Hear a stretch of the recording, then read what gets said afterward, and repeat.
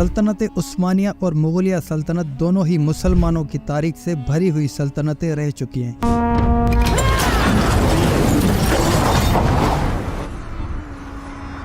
इन दोनों में फ़र्क जानना है तो वो ये है कि सल्तनत उस्मानिया पूरी दुनिया के मुसलमानों की रहबर खिलाफत समझी जाती थी, यानी ये एक ऐसी रियासत थी जो मुसलमानों का दर्द रखती थी, जबकि मुगलिया सल्तनत महज बड़े सगीर की नुमाइंदा सल्तनत समझी जाती थी। आज की हमारी वीडियो इन दोनों सल्तनतों के दरमियान होने वाले तनाज़ात और ताल्लुकात को लेकर होने वाली है, और हम आप लोगों के सामने तारीख को रखेंगे कि टीपू सुल्तान की सल्तनत उस्मानिया ने मदद क्यों नहीं की।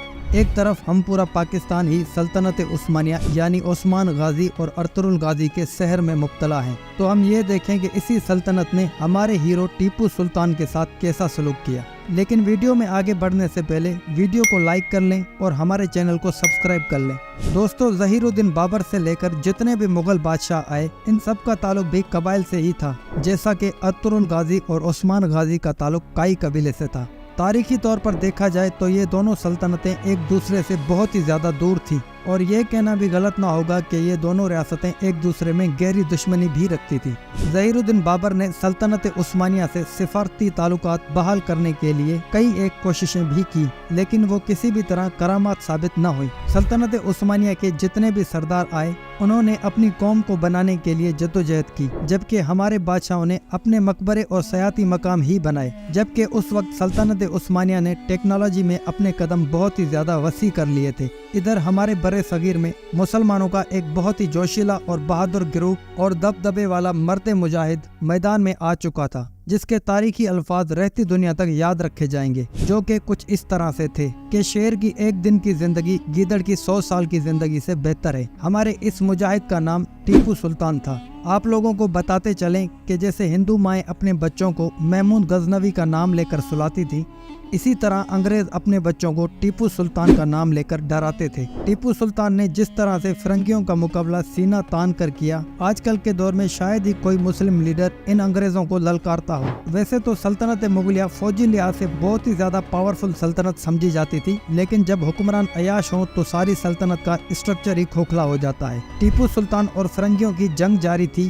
कि टीपू सुल्तान ने सल्तनत उस्मानिया के सुल्तान अब्दुल हमीद से मदद मांगने का ऐलान किया और अपना एक काबिल एतमाद वफद इस्तांबुल रवाना किया, ताकि वो टीपू सुल्तान का खत सुल्तान अब्दुल हमीद तक पहुंचा दे। टीपू सुल्तान ने खत के साथ कुछ ताइफ भी सल्तनत उस्मानिया को भेजे थे, और सल्तनत उस्मानिया को ये भी ऑफर की थी कि अगर आप हमारे साथ इस जंग में खड़े होते हैं तो फिर हम हिजाज मुकद्दस का आधा खर्चा उठाया करेंगे। लेकिन यहाँ पर तारीख को थोड़ा मस्क किया जा रहा है कि सल्तनत उस्मानिया ने टीपू सुल्तान की मदद इसलिए नहीं की थी कि कहीं वो हमारे मुकाबले में एक और सल्तनत ना खड़ी कर दे, लेकिन हकीकत यह है कि उस दौरान सल्तनत उस्मानिया खुद यूरोप के साथ लड़ाई में मसरूफ था और जंग हारने के कगार पर था। जहां टीपू सुल्तान ने सल्तनत उस्मानिया से मदद की अपील की थी, वहीं सल्तनत उस्मानिया ने खुद मुस्लिम रियासत के सरदारों को खतूत लिखकर उनसे यूरोप के खिलाफ जंग में मदद की अपील की थी। इसलिए टीपू सुल्तान को अकेले ही ये जंग लड़ना पड़ी, और उनकी शहादत के बाद भी अंग्रेजों को उनके लाश के करीब जाने की जरूरत नहीं थी, क्योंकि टीपू सुल्तान का रौब और दबदबा फिरंगियों के दिलों में बैठ चुका था। और अब अगर हम सबक लेना चाहें तो वो ये कि नियत हमारी साफ हो, अल्लाह पर पुख्ता यकीन हो, तो कुफर के सामने डट जाने में ही हमारी भलाई है। अगर एक टीपू सुल्तान से बरतानिया इतना डरता था, तो इस कौम में तो सैकड़ों हजारों टीपू सुल्तान पैदा हो सकते हैं, जो कि पूरे आलम कुफर को ईमान की ताकत से शिकस्त से दो चार कर सकते हैं। अल्लाह से दुआ है कि अल्लाह आज की हमारी कौम में भी फिर कोई उसी अमियत इस्लामी वाला टीपू सुल्तान जैसा लीडर पैदा करे, जो कि वतन और आलम इस्लाम की सरबुलंदी की गरज से काम करे। आमीन। दोस्तों, अगर आपको हमारी वीडियो पसंद आ रही है तो अपनी राय हमारे साथ लाजमी शेयर करें, जिससे हमारा हौसला मजीद बढ़ेगा और हम मजीद मेहनत करके आपके लिए अच्छी अच्छी वीडियोस लाकर हाजिर हो जाएंगे। तब तक के लिए आप अपना और अपने प्यारों का बहुत सारा ख्याल रखें। अल्लाह हाफिज।